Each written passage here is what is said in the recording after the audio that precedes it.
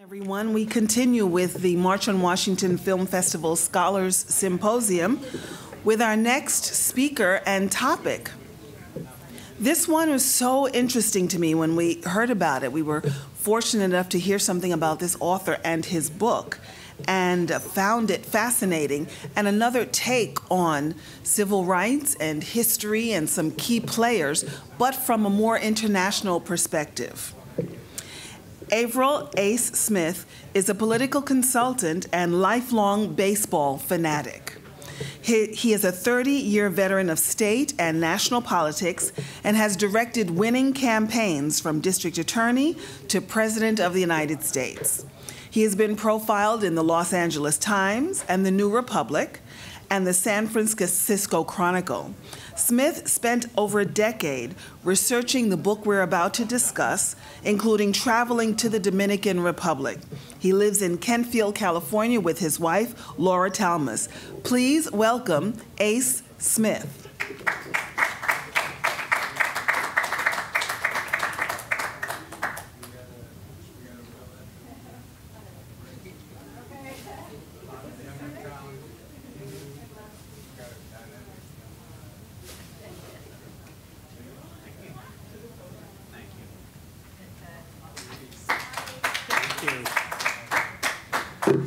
Thank you. It's a great honor to be here today, and it's truly appropriate to be here talking about baseball, especially on the day of the All-Star Game. And this commemorates, as everyone knows, something that happens annually. But one thing that I would just note that didn't get enough notice was 1 week ago was the 70th anniversary of the time that Satchel Paige first pitched in the major leagues at 42. And that was on July 9th, 1948. I want to first talk about just how I came to this topic, what it is, and how this kind of incredible story, is something which needed to see the light of day, came about and came about into a book. It really all happened for me in the summer of 2005, and I was kind of lounging around San Francisco. I just finished a major election for a guy named Antonio B Ragosa, who was the mayor of Los Angeles. And as anyone knows who's worked on campaigns, you work 7 days a week, 20 hours a day. And there I was, tired after that experience, just reading books all summer. And that summer, I happened to read two books in particular. I read one called The Feast of the Goat, and if you've never read it, take a chance to read it. It's by a great Peruvian author, Mario Vargas Llosa. And in this book, he tells the story of the dictator Rafael Trujillo and his assassination by the CIA in 1961. But in doing so, he tells the entire history of Trujillo and Trujillo's reign of terror of the Dominican Republic. The next book I read after that was a book which had just come out that summer, which was called Satchel Paige's America. And that book was written by an American sports writer who, in the early 1960s, had sat down with Satchel Paige. And he decided that he was going to write a series for some of the papers in the Midwest. And so he got time with Satchel, and he sat there with him for 3 or 4 days, and he filled notebook after notebook full of stories that Satchel told him. Now, at the time, he only published just maybe 1,000 so words about it, and kind of wrote some profiles. But he kept these notebooks, and he kept them for years and years. And towards the end of his life, he took the notebooks, and he essentially organized them. He did very little editing because it truly is Satchel's voice. And he released them as Satchel Paige's America. And it's really kind of a compendium of his life, told through his own narrative over a long period of time. And in that book, Satchel tells the story of the famous 1937 series with Trujillo, which I found, just having read this book on Trujillo, I found it just transfixing. So I decided, this is interesting. I wonder if there's more. How do I find out more? And I realized that there really was very, very little written about it to begin with.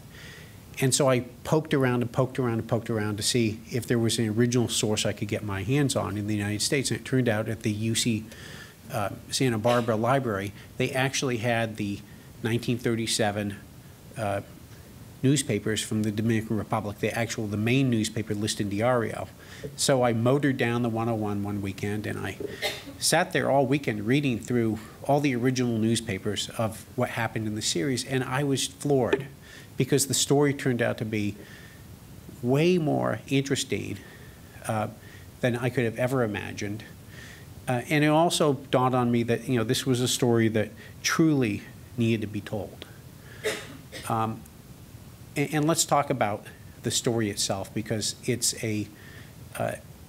almost an it's in the category of, if you were to write it as fiction, people would criticize it as not possible.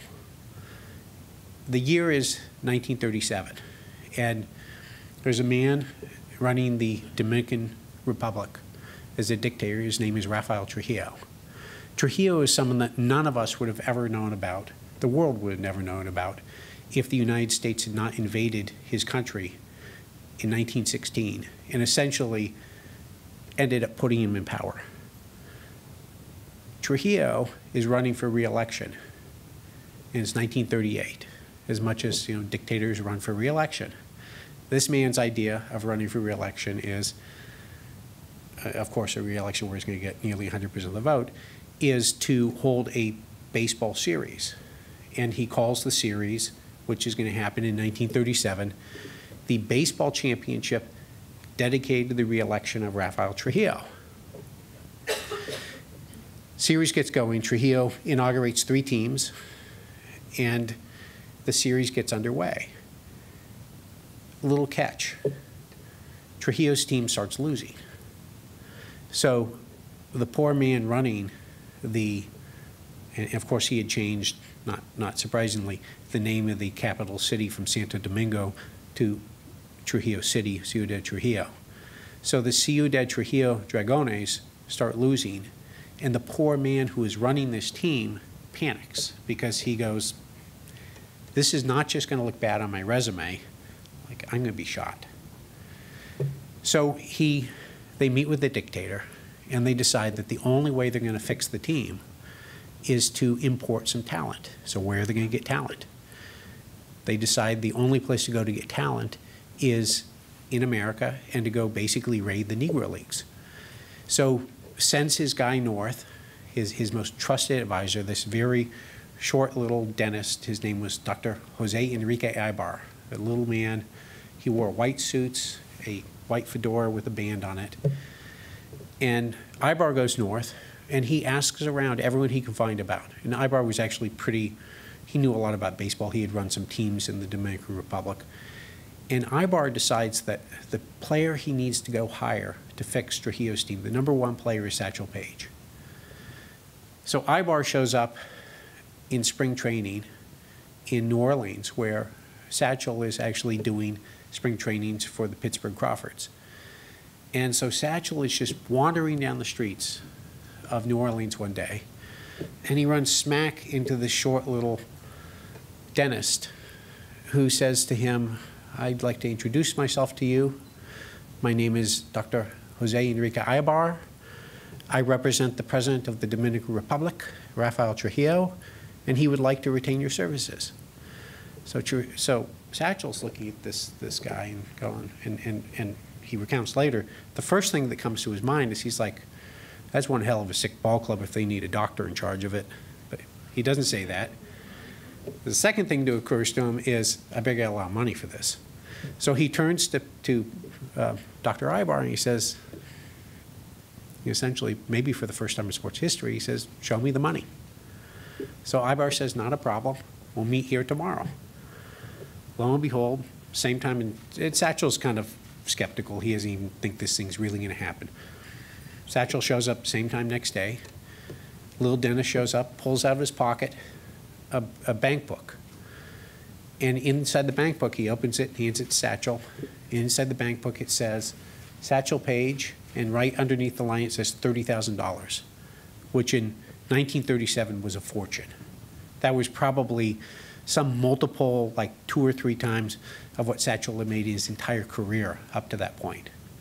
So Satchel says, yeah, I'll come on one condition, let me bring my catcher. So he grabs his catcher, Cy Perkins. They go jump on one of those old seaplanes. You've seen pictures of them that Pan Am used to fly. And they take off and they land in the Dominican Republic. So this is maybe about a month into this series. And Satchel gets pitching. Satchel actually helps them recruit some other Negro League players. And they kind of get on a roll. And they start playing much better. And Trujillo, for the time being, is rather happy about it all. Well, mind a little catch.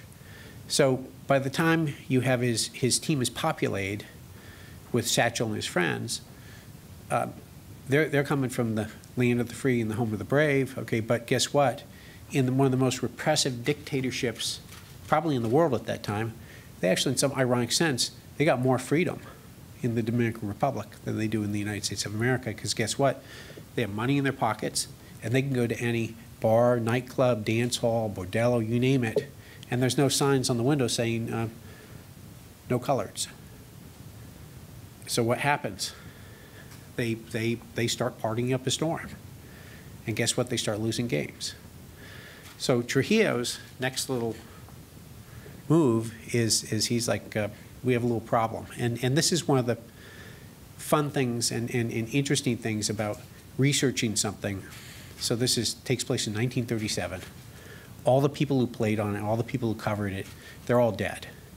The only thing that really exists from this time are some some oral histories and other things, but they're actually in and of themselves fairly helpful, but only touch on this a little bit. So I decided to go down and research this, and I'm trying to find out, okay, I've heard the stories about maybe they partied a little bit, but how do you actually prove that?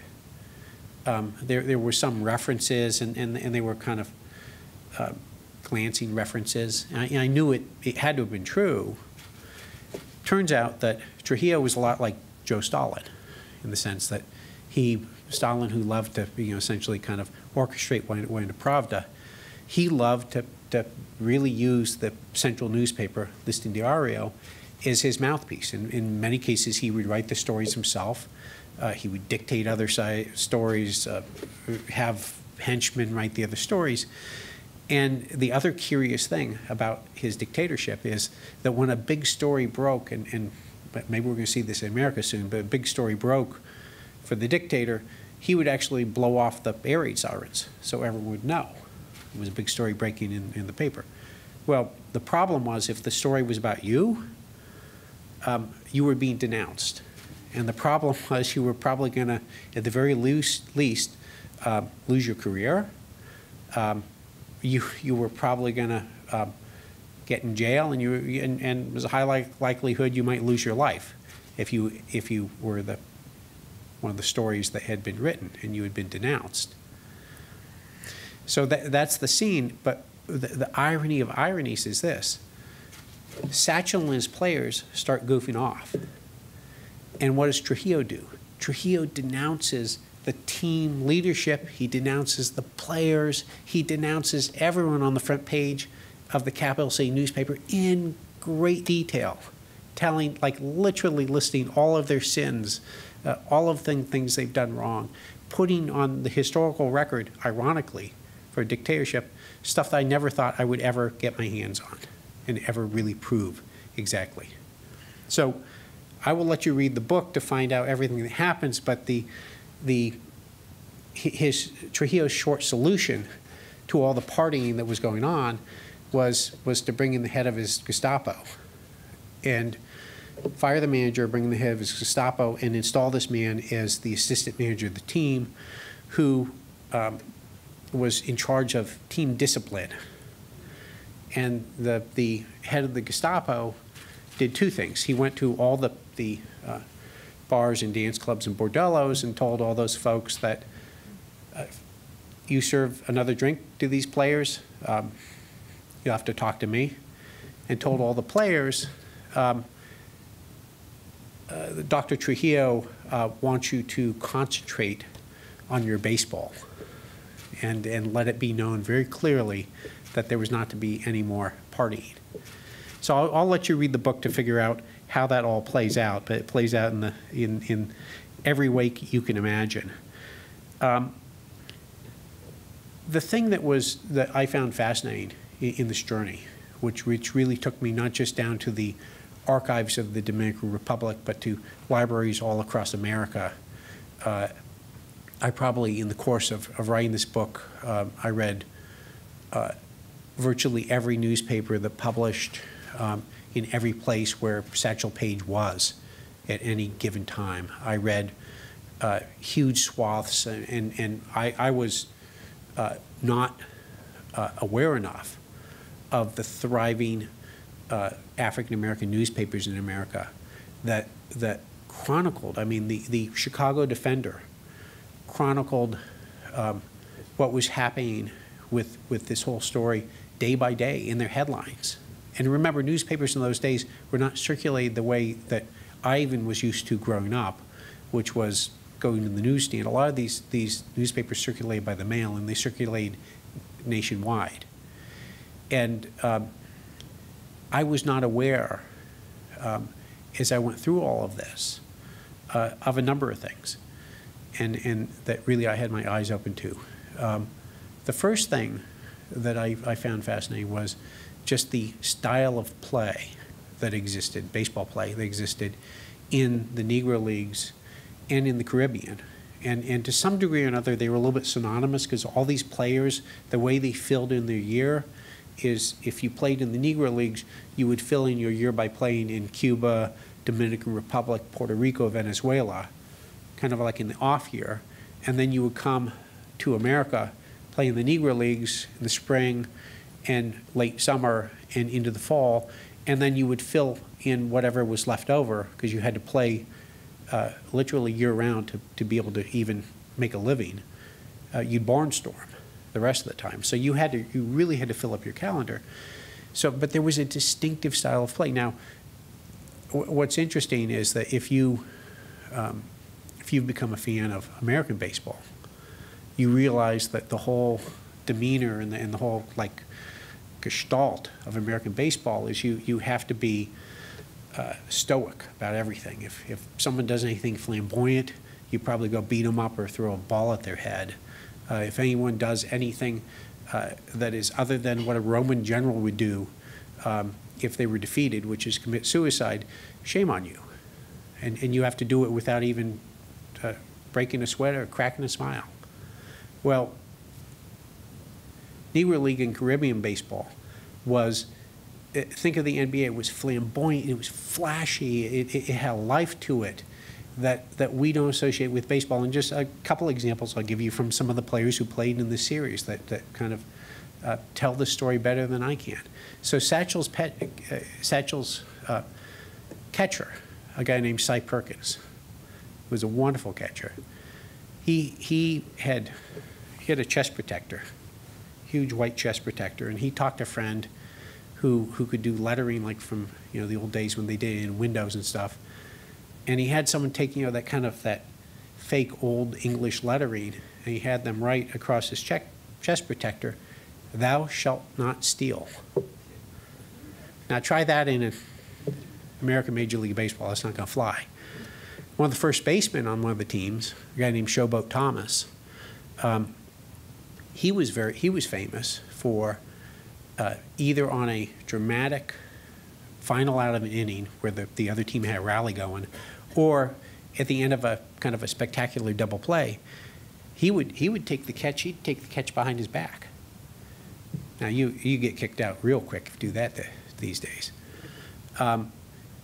The play was far more aggressive, far trickier. As a matter of fact, when Satchel ended up pitching for the major leagues in 1948, he had a pitching move called it was very famous, called his hesitation pitch.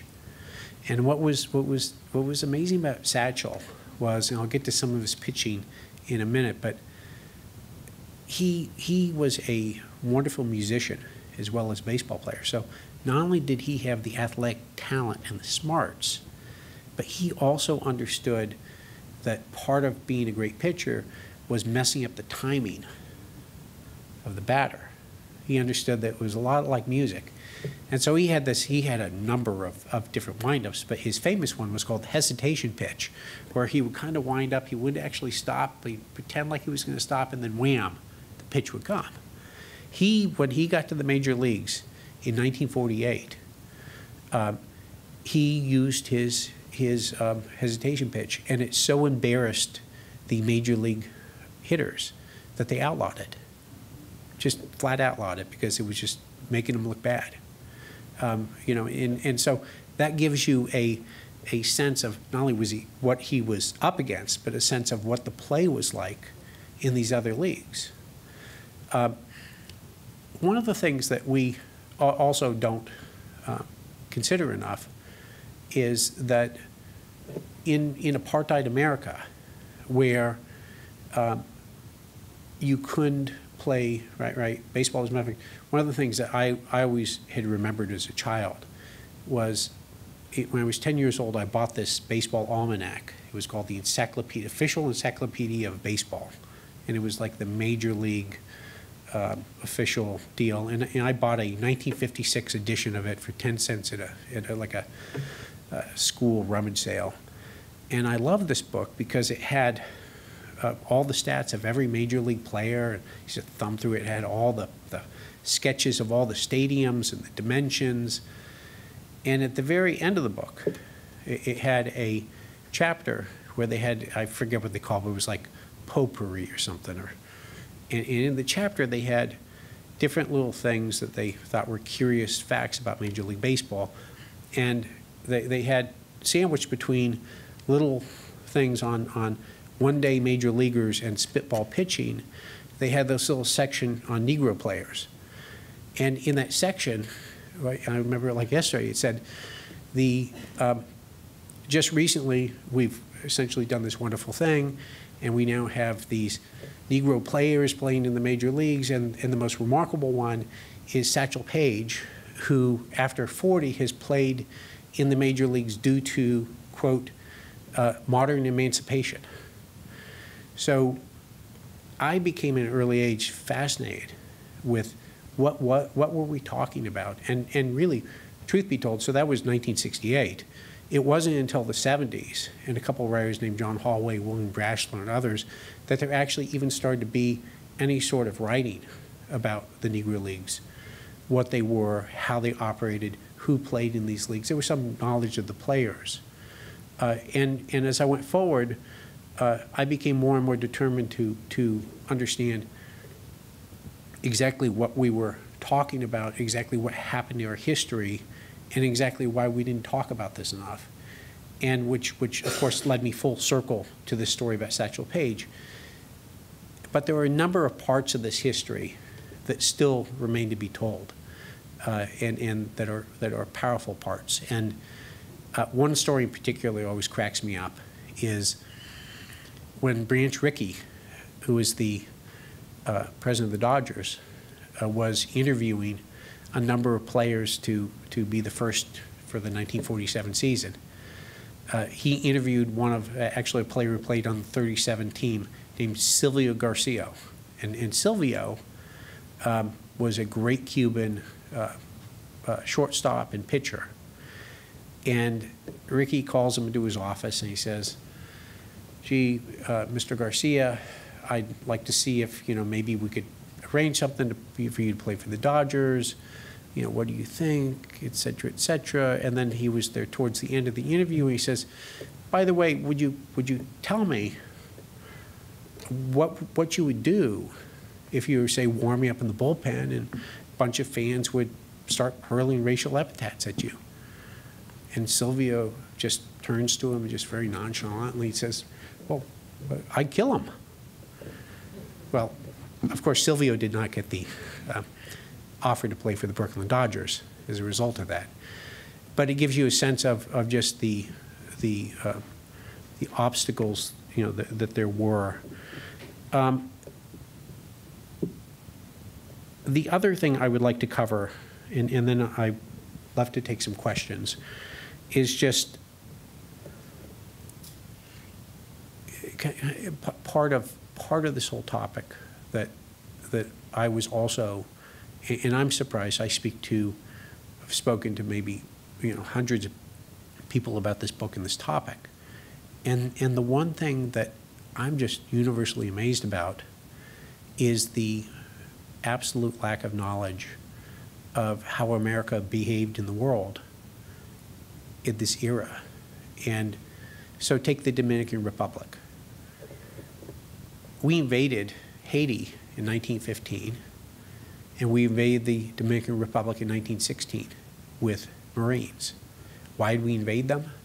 We invaded them because Wall Street wanted to be paid back a bunch of bonds and money that that our bankers had lent them. What did we do when we invaded them? We went into these countries and we abolished their government. We shut down their free press. We shut down their freedom to freely associate. We tracked down people who resisted and asked questions and shot them. And we actually built roads, and that was one of the things we patted ourselves on the back for doing. In the Dominican Republic, we said that we were wonderful people. We built a road system. Why did we build the road system? We built it so we could get to areas of the country more quickly to shoot people. And we really put Rafael Trujillo in power. The truth about this dictator was he, like Satchel, grew up in rather poor circumstances. He grew up in kind of an area of the country that was depressed because the sugar industry had died. And he had actually, his only kind of like way he could climb the ladder of economic opportunity in his own country was to become a, quote, security guard at a sugar plantation, which basically meant beating up Haitians. So when the Marines came in and took over, occupied the Dominican Republic in 1916, they did what we're doing in all these countries today, is they wanted to set up their own security forces using native folks. Well, Trujillo was, of course, he had all this experience. He was one of the first recruits. So the Marines recruited him, they trained him, and when we finally left the Dominican Republic under congressional pressure in 1924 and allowed free elections, kind of like the one little stipulation that we put was that our security forces remained in place to help the new president keep power. Security forces stay in place. You get to 1930, the new president has a little bit of a political crisis, but nothing that big. Trujillo orchestrates a coup d'etat, pushes him out, and retains power in this country all the way from 1930 to 1961, when we in fact assassinated him. And then you fast forward to Lyndon Johnson, who again brings the Marines in 1965, after the Trujillo folks were being pushed out to again put America in power. Now the other thing that's notable about American involvement, which is maybe the one positive thing you can say, is that in those days of 1916 to 1924, there was little else. There was no freedom in this country, and there was little else to celebrate except one thing, which is, and there was one little shred of freedom, which was the Marines played baseball against the Dominicans. And whenever the Dominicans won, that was glorious news in the entire island. And that is probably more than anything what sparked the passion and love for baseball in the Dominican Republic that remains to this day. And it was probably that rather sad chapter in their history that did that. I'd love to leave time for questions. Yes. Actually, I'd like to ask one to start, and then if you have a question, we have mics on both sides. You mentioned that the Negro League players traveled around the Caribbean and South America, as well as in the United States, and in the Dominican Republic as well. Can you speak about how the issue of race played out in the Dominican Republic and in the Caribbean? And I refer specifically to countries where the coloration line between light or darker, those of clear African descent and those not, and how that may have paralleled or differed from the separation in the United States between white and black players. That's a great question. When you read the accounts of the Negro League players, they're kind of stunned in a good way, the fact that there aren't all the restrictions there are in this country. And remember, a lot of the Negro League players, as a matter of fact, I'd say, for whatever reason, I don't know the reason exactly, but the vast majority of them, when you read their bios, they come from the Deep South. And so they are coming from Jim Crow country. And so they get down there. But Dominican Republic in particular is an interesting case. I mean, here's a case where there wasn't a color bar per se by law, but it was something that hindered you from climbing the ladder of economic opportunity. So Trujillo himself, the dictator, had a Haitian grandmother, and he felt, and he was actually he really visited a lot of wrath on the patricians in his own country because he felt excluded from clubs and other higher social levels that he could get to before he was named dictator. He also, in his later life, he was so disconcerted about the fact that his complexion was becoming darker and darker that he used to put cake makeup on his face. And as a matter of fact, there's a display that you can see in the Dominican Republic to this day of the contents of his car from the night he was assassinated, and right there is just a whole pan of caking, face caking to lighten his complexion. So it definitely played a role. It didn't play as direct a legal role, but it was there.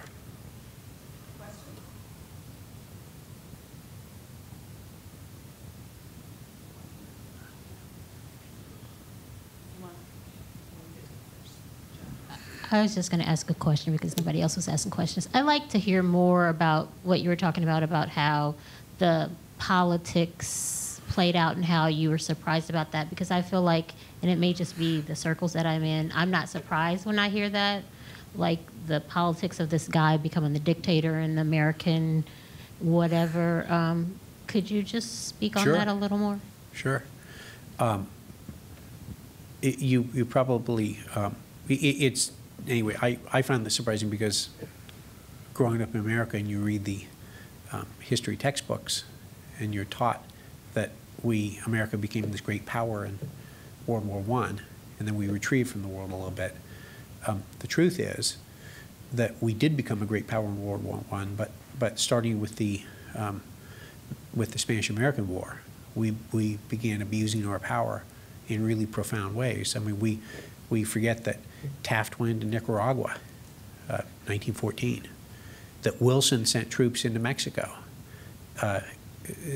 after he became president, that Wilson invaded Haiti, 1915. As a matter of fact, it's interesting when you read reading the contemporary Dominican accounts, I was trying to get at the bottom what precipitated this, and you actually see a bunch of contemporary accounts in 1915 in the Dominican newspapers, which were then free, that say we need to be really concerned about what's happening in Haiti because that's coming real soon here. And the powers that be kind of dismissed that and didn't want to take it seriously. And then sure enough, what happened was the Americans decided, again, for economic reasons, to just send the troops in and occupy the Dominican Republic, hoping that the president who was in charge at the time would kind of wink and nod and say, that's fine. But the president at the time, who was actually teetering in power, decided to be a patriot. And he said, no, I'd rather resign than turn troops against my own people. And he actually resigned, and the Americans, despite all that, just came in, flooded all the cities, took over what was really the economic power, which was Santiago at the time. And if you read through the accounts, it's brutal what they did. I mean, house-to-house searches. They confiscated every weapon in the country and threw it into the Caribbean. Like I said, before we shut down the free press. We closed all the newspapers. We shuttered their government. And we did this all until we could actually get a treaty that said, we're going to get a cut of your customs houses to pay us off for this debt. So it's pretty jaw-dropping. I loved your book. My question is, did Satchel Paige ever meet Jackie Robinson, and if so, do we know anything about those conversations? Yeah, they played on the same team. They played in Really? they played on the Kansas City Monarchs together, right when Jackie Robinson was beginning. And Satchel was always a great booster of all of his fellow players, and was incredibly encouraging. I had a funny experience, and because I didn't realize how many deep connections he had everywhere in baseball until the end of his life. And so I was looking to get someone to write a blurb for the back of my book, and I had a friend who knew Dusty Baker. And so I did one of those things authors do, which is you pre-write something nice about yourself, and you ask the people if they'll put their name to it. Well, so Dusty took what I wrote, and he actually crossed it out. And what he wrote instead is on the back of the book, which is that, you know what, Satchel mentored me. And Satchel refused to ever call him Dusty. For whatever reason, Satchel just called him Daffy. And so he showed up one day and he said, "Hey, Daffy." And he showed him all of his tricks and all of his moves and everything he knew, and tried to teach baseball a bit. But and this is in the 1960s. So if you can imagine, I mean, this is a man who is at that point over 60, who's mentoring players like Dusty Baker. And so the other thing that's kind of interesting about Satchel is he wasn't just a great athlete. He was that. He was a flat out brilliant man, and what he figured out how to do, and you'll see there's an appendix to the book, which actually had the only little fight I had with the publisher was about I wanted to do a chapter on it, and he made me put it in the appendix. Kind of explained because about how he did what he did and why he was so extraordinary. And I'll just tell it briefly because I find it fascinating. So what he did in order to write, this man pitched almost daily for decades. So how did he do it, I wondered. And sure enough, I was kind of traipsing around looking for everything I could find on Satchel. And I found this book that was written in the 1940s where this journalist kind of did little chapters on kind of like different people in show business and in the movies and sports. And he did a chapter on Satchel, and where Satchel, it's the only place I've ever known, kind of explained how he did what he did and how he did it for so long. And the explanation makes all the sense in the world, and it flies in the face of all conventional wisdom about baseball today. So what he would do to save his arm during a game, he wouldn't just pitch like what they teach these days is you pitch all in one motion, and you have to replicate that motion again and again and again until you perfected the point where you can do it with your eyes closed.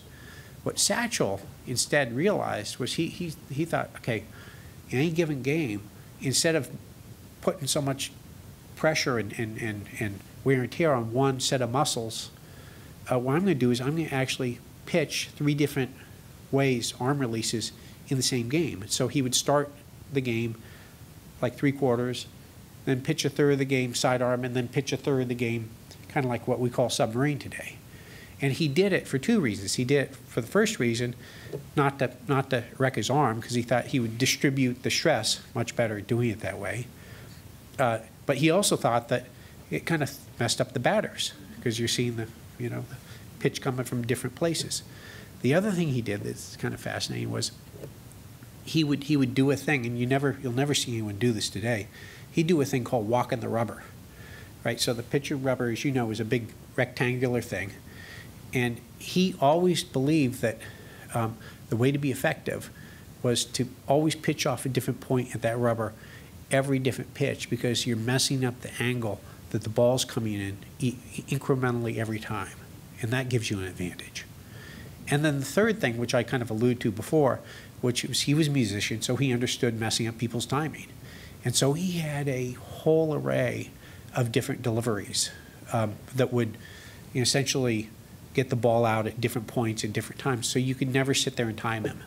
And so a lot of the reason for his longevity and his incredible